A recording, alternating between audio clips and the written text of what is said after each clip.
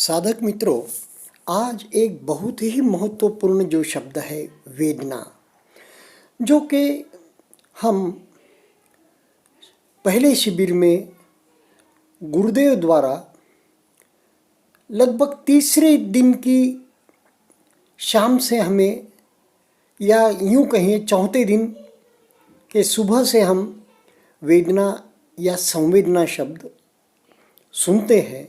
और यह शब्द लगभग निर्वाण अवस्था तक पहुँचे तक साधक यह उसके साथ ही रहता है। हर वक्त हमें वेदनाओं के साथ रहना है। रक्तंदीव मतंदितो संपजन्य न रिंचति, तो सती और संप्रज्ञान के साथ रहना है। तो वेदना शब्द के विषय में भले ही हम भावनामय प्रज्ञा से सम्यक दर्शन, यथाभूत ज्ञान दर्शन नहीं कर रहे, फिर भी चिंतनमय प्रज्ञा से, चिंतन से वेदना शब्द के विषय में अगर हम क्लियर हो जाए तो एक बहुत बड़ी उपलब्धि रहेगी। और जब भी साधना को बैठेंगे, वेदना का सही अर्थ में हम सही माने में समझ कर बैठेंगे। तो वेदना शब्द आज की बोलचाल की भाषा में जब से हम जन्मे हैं, यूँ ना कहें कि हम गर्भस्थ थे जब से ही इस शब्द से हमारा ताल्लुक़ आया है, यूँ कहें कि जब से हमें समझ आई है, समझ में आता है, तब से वेदना शब्द को हम दुख के अर्थ में ही लेते हैं। इसलिए गुरुदेव ने भारत में आने पर इसे संवेदना जानना कहा, क्योंकि वेदना यानी कि दुख के बराबर यहाँ पर लिया गया। दुख के अर्थ में, पीड़ा के अर्थ में, दर्द के अर्थ में ही वेदना को यहाँ समझा गया। और भी एक बात है, जब गुरुदेव संवेदना कहते हैं ना, तो हमारे महाराष्ट्र में, मराठी में संवेदनशील होना यानी ये मन का एक स्वभाव दिया गया है। एक मन की कमज़ोरी कहो या मन की भावुकता के विषय में हम संवेदनशील होना कहते थे। हा फार संवेदनशील आहे, म्हणजे उसकी कोमल है भावनाएं, मन कोमल है, नाजुक है। उसे हम यानी कि एक प्रकार से निगेटिवली नहीं कह सकते कि मन बड़ा कमज़ोर है, ऐसा नहीं, तो भावुक है। तो संवेदनशील, संवेदना का उपयोग, शब्द का उपयोग गुरुदेव ने किया है।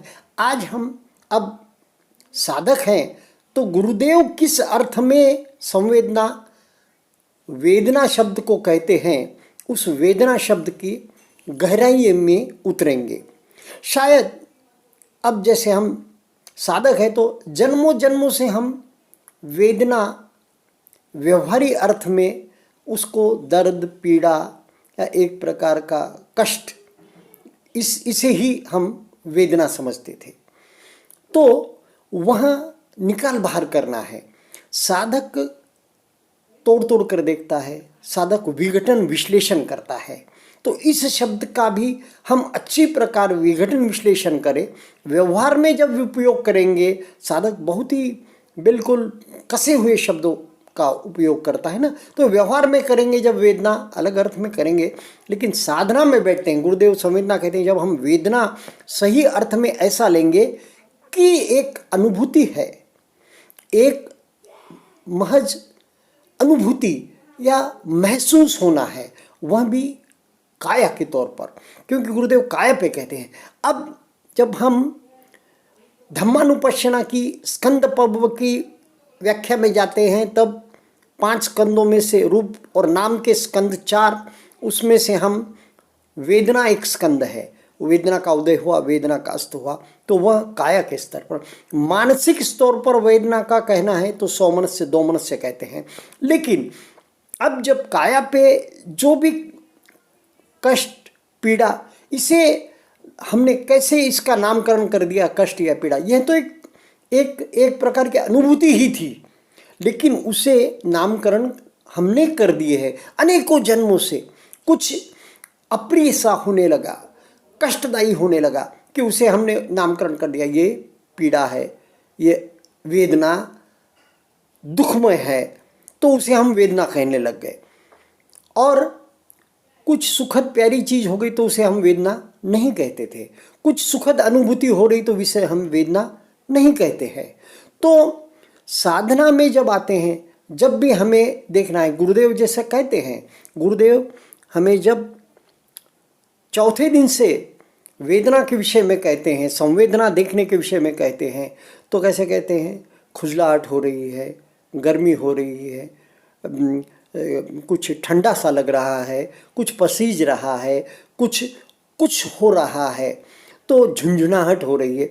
तो इसमें भी 3 प्रकार के गुरुदेव अलग अलग बातें कहते हैं, अनेकों उदाहरण देते हैं। और फिर आखिरी में क्या कहते हैं? हो सकता है कोई वेदना नामकरण न करे, ऐसी भी वेदना या संवेदना आपके शरीर में चल सकती है। तो वो संवेदना कैसी होगी? नामकरण। और आगे कहते हैं कि नामकरण करना आवश्यक भी नहीं है। सचमुच तो यही बात है कि जब हम किसी वेदना को, वेदना हो रही है, स्थूल है, दुखद है, तो अनेकों जन्मों की जैसे हमारे मानस एक संस्कार से जकड़ित हो गया है कि उसे नामकरण करता है कि वो दुखद है। दुखद है बोले कि इमीडिएटली उस वेदना दुखद है कहते ही मानस का संज्ञाखंड उसे अप्रिय है, ये उसके प्रति द्वेष संस्कार जगाने लग जाता है। पर अगर हम वहीं पर उसे ये कहेंगे, ये मानकर चलेंगे कि ये तो वेदना है, यह दुखद नहीं है, यह सुखद नहीं है, जो कि अल्टीमेट हमारा एम है कि हमें उसके प्रति किसी प्रकार का राग या द्वेष नहीं जगाना है, तो उस वक्त जब वो वेदना छू रही है या है, स्थूल है, तो भी उसे हम नहीं कह रहे कि यह दुखद है, यह सुखद है। ये इसे ही कहते हैं कि निरामिष तरीके से देखना, हम सामिश नहीं कर रहे। तो मूलतः चिंतन से ही कम से कम हम यह जान ले कि वेदना शब्द का अर्थ सिर्फ अनुभवन है, न उसे हम ऐसा कहेंगे कि ये दुखद है, ये पीड़ादायक है, ये कष्टदायक है। जैसे ही मन को स्पर्श हुई बात कि इमीडिएटली हम जन्मों जन्मों से आज तक जो हमारे में संग्रहित हुआ है संस्कार, संज्ञा ने जो उसका मूल्यांकन किया है, वो मूल्यांकन करके द्वेष या उसके प्रति एक प्रकार का हमारे निगेटिविटी हमारी जग जाती है। तो वो न जग जाए, इसका एक प्रयत्न बोल के हम ये चिंतन कर कि नहीं, ये तो वेदना एक बस अनुभूति है, महसूस होना है, उसे हम किसी प्रकार का नामकरण नहीं करेंगे। तो अल्टीमेटली यह हो सकता है कि जो हमारा इप्सित है, हमारा जो गोल है कि हम तटस्थ भाव से देखें उसे, हम उसे वो अनित्य की बात और आगे करेंगे, उसे हम एक प्रकार के निश्चल भाव से देखें, न उसे ये दुखद है न ये सुखद है। सुखद लगने लग गई तो उसके प्रति राग जगाएंगे। कब? जब उसका सुखद नामकरण कर देंगे, प्रिय के नामकरण कर देंगे, तो नामकरण उसमें सजेंगे। दूसरी बात, संवेदना स्थूल रूप में आई। स्थूल रूप में आई तो अप्रिय है क्या, दुख रूप है क्या, वो पीड़ादायक है क्या, वो कष्टदायक है क्या? स्थूल में भी अति स्थूल के विषय में कहे, अति स्थूल बहुत घनिष्ठ घनीभूत होकर आई और वो थोड़ी कम घनीभूत होकर आई तो उसे क्या कहेंगे? प्रिय कहेंगे। संवेदना तो स्थूल है, दुखद है, पीड़ादायक है, मगर पीड़ा कम है तो वो उससे ज़्यादा क्या हो गई? प्रिय हो गई क्या? सूक्ष्म हो गई उससे ज़्यादा, क्योंकि अति स्थूल से कम स्थूल सूक्ष्मता की ओर जा रहे, और कम स्थूल और सूक्ष्मता।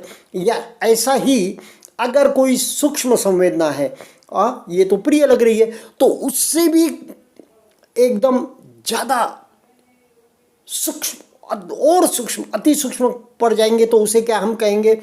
वो पहले की क्या संवेदना हो गई, फिर पहले की संवेदना जो है तो उसके हिसाब से तो स्थूल हो गई, या उसके हिसाब से तो अप्रिय कम प्रिय हो गई। अप्रिय क्या? कम प्रिय। तो ऐसा है। इसलिए हमें क्या करना है कि वेदना अब हम साधना में पक रहे हैं तो हम ये पकड़ के चले कि हम अब दुखद सुखद के इसमें भी नहीं पड़ेंगे, चिंतन में प्रज्ञा के लेवल पर। अब जब वो चिंतन में प्रज्ञा भी मन में स्थिर होने लगेगी तो क्या होगा? पूर्व के संस्कार से जो हम दुखद संवेदना आते स्थूल लग रही है ऐसा कहते, तो जब भी हमारे मन में आएंगे अरे ये स्थूल लग रही है, देखते ही देखते वहाँ पिघलने लगी, तो पिघलने लग गई तो सूक्ष्म हो रही है, तो हम उसे क्या कहेंगे? प्रिय कहने लग जाएंगे। सूक्ष्म हो रही है तो उसके प्रति हम क्या राग जगाएंगे? राग नहीं जगाएंगे, क्योंकि हम समझेंगे यह तो एक वेदना है। इस प्रकार हम शब्दशः कम से कम वेदना का अर्थ यह कर लेंगे कि न तो ये प्रिय है न तो ये अप्रिय होती है, वेदना वेदना है, बस।